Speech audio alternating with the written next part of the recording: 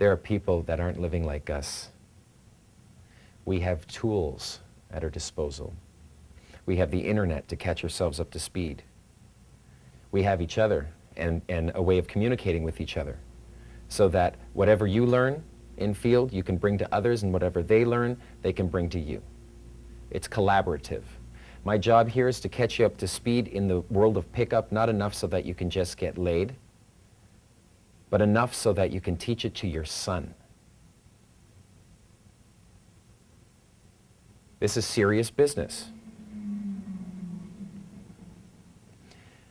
The rules, the strategies, the techniques that I have collected, discovered, or created over the last 15 years.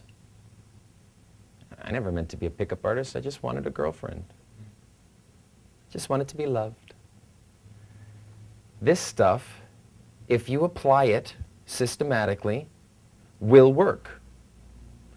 Just like you have a laptop and there are people on the planet who don't, and they look to you with envy, and you look to them like, oh, well, man, I've got a laptop. I'm used to it, right? There will come a time where, and it may be soon for some of you, you may already be good. I don't know. I have to still go around the room, right? There's going to come a time that you're simply going to know this so well that you'll have women in your life. You'll have women in your life because you're doing a series of tasks, step by step, that get women in your life. Just like you got the laptop. There's a series of steps that took place. There's a lot of technology in a woman.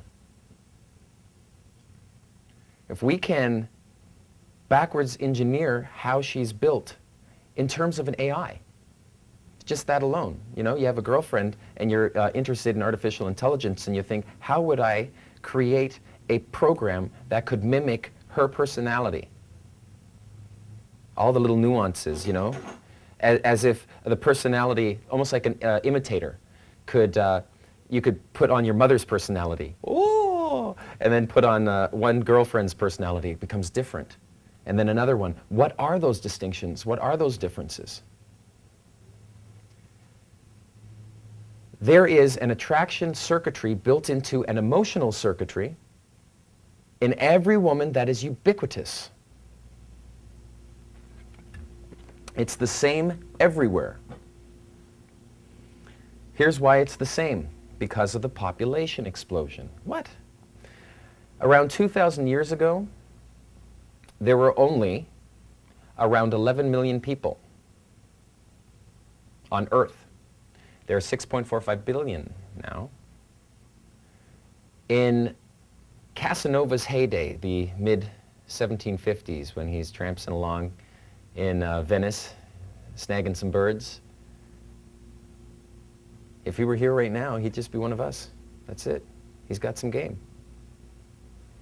I don't know if his game would be considerably impressive nowadays, now that we have the internet and technology and practice and training and real true thought to it, so that we can, you know, get the girl, have our sex drives, our primitive sex drives satiated so that we can actually maybe contribute to the welfare of the earth.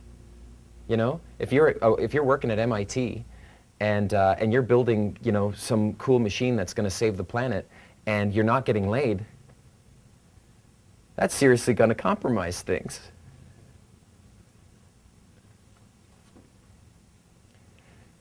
"40 to 60,000 years ago, there were very few people on the planet, and they lived in tribes. Their emotional circuitry has not evolutionarily adapted to the population explosion, which is the environmental change that has taken place. It isn't the trees or the sky or the land that has changed over the last 40,000 years that make us have to adapt to it. It's just people. More competition, scarcer resources, and our puny little primitive brains are not supercomputers, they're more like VIC-20s. And we're bound by the human condition, all of us together.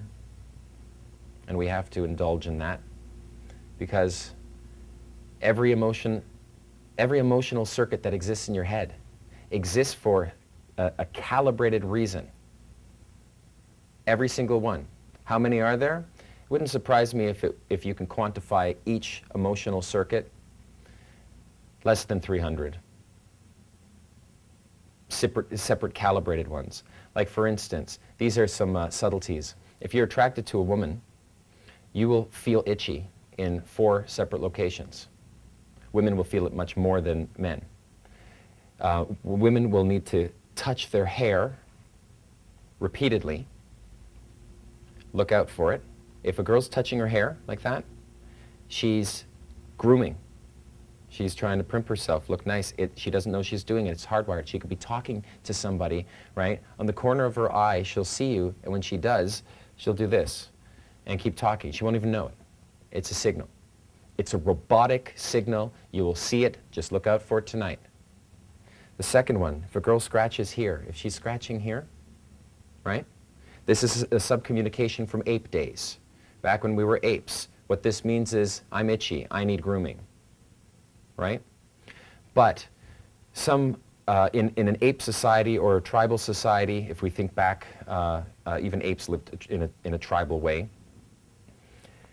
Imagine there's a girl who doesn't know if the man is taken, right?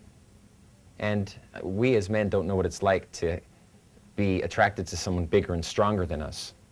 So women aren't going to attract rather, they're not going to walk up to that alpha male. That female ape isn't going to approach the male alpha male ape, the grayback. She's just going to sit about 5 to 8 feet away, like a robot. If we were watched from space and zoom in and see all these tribes of people, that's how it's done. You have to first get to know someone, right?